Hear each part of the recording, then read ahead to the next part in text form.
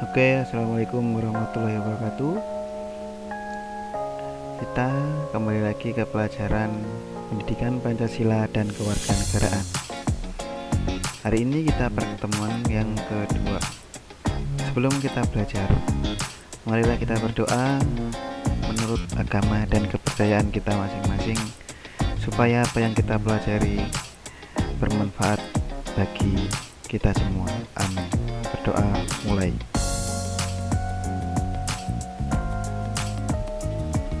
Selesai. Materi kali ini adalah tentang perumusan dasar negara. Perlu diketahui anak-anak bahwa dasar negara merupakan fondasi bagi berdirinya sebuah negara.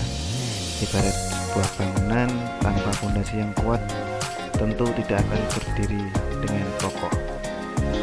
Oleh karena itu, dasar negara sebagai fondasi harus disusun sekuat mungkin sebelum suatu negara itu berdiri. Kemudian pada sidang pertama BPUPKI yang diketuai oleh Dr. KRD Rajiman Widyodiningrat, beliau mengatakan bahwa untuk mendirikan Indonesia merdeka diperlukan suatu dasar negara. Kemudian selanjutnya beberapa anggota sidang juga ikut menyampaikan pendapatnya tentang rumusan dasar negara. Yang pertama ada Muhammad Yamin. Muhammad Yamin mengusulkan secara lisan 5 dasar bagi negara Indonesia merdeka, yaitu sebagai berikut: 1. Peri kebangsaan, 2. Peri kemanusiaan, 3. Peri ketuhanan, 4. Peri kerakyatan, dan 5. Kesejahteraan sosial.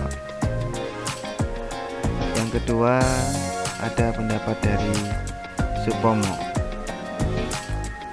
Pada tanggal 31 Mei 1945, Supomo menyampaikan pidatonya tentang dasar negara. Menurut Supomo, dasar negara Indonesia merdeka adalah sebagai berikut. Yang pertama ada persatuan, yang kedua kekeluargaan, yang ketiga keseimbangan lahir dan batin, yang keempat musyawarah, dan yang kelima keadilan rakyat.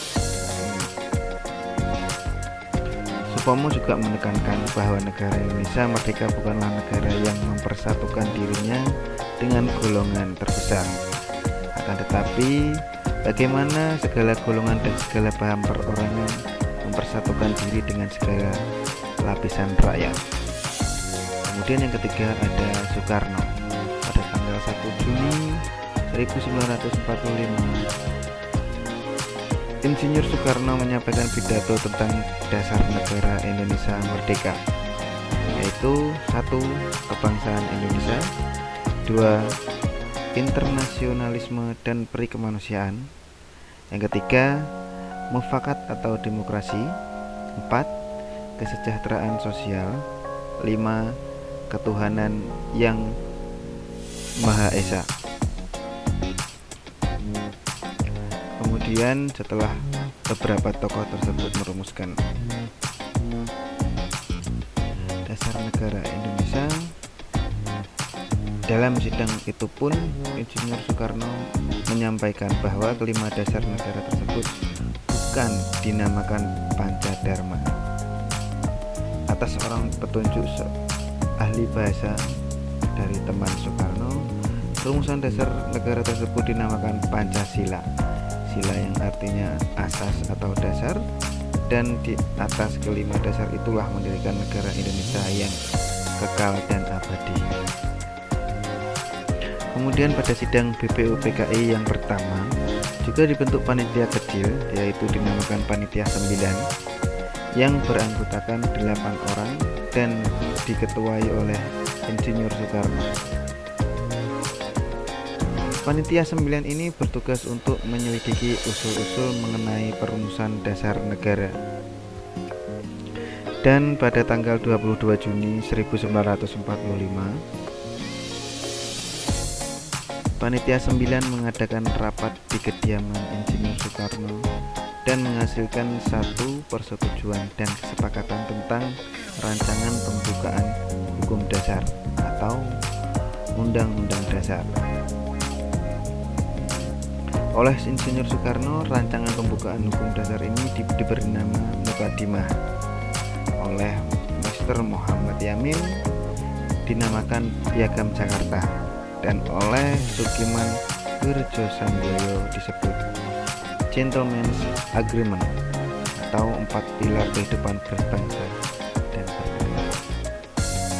Oke. Berikut ini adalah naskah Piagam Jakarta. Bisa kalian baca. Hampir sama dengan pembukaan Undang-Undang Dasar Negara yang mungkin kalian sudah sering mendengarnya waktu melaksanakan upacara tiap hari Senin. Tapi ada yang berbeda dengan Piagam Jakarta ini, yaitu di alinea keempat.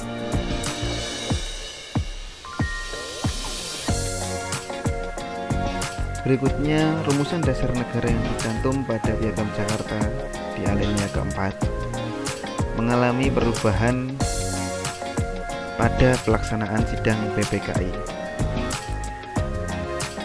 Pada Piagam Jakarta alinea keempat berbunyi ketuhanan dengan kewajiban menjalankan syariat Islam bagi pemeluk-pemeluknya. Lalu dirubah menjadi ketuhanan yang Maha Esa. Latar belakang perubahan sila pertama menurut Muhammad Hatta, bermula datangnya utusan Ofisir Kaigun Angkatan Laut dari Jepang. Mereka memberitahukan bahwa wakil-wakil Protestan dan Katolik dari wilayah yang dikuasai oleh Angkatan Laut Jepang merasa keberatan dengan bagian kalimat rumusan dasar negara dalam naskah Piagam Jakarta. Maka dari itu, oleh Muhammad Hatta yang berdiskusi dengan Ki Bagus Hadi Kusumo, Kiai Haji Wahid Hasim, Mr. Kasman Singodimedjo, dan Mr. Teguh Muhammad Hasan mengadakan suatu rapat, dan akhirnya disepakati bahwa sila pertama pada Piagam Jakarta dirubah dengan ketuhanan yang Maha Esa. Dengan demikian, rumusan dasar negara yang tercantum dalam pembukaan Undang-Undang Dasar Negara Republik Indonesia tahun 1945 yang ditetapkan oleh PPKI tanggal 18 Agustus 1945 adalah sebagai berikut. 1. Ketuhanan yang Maha Esa.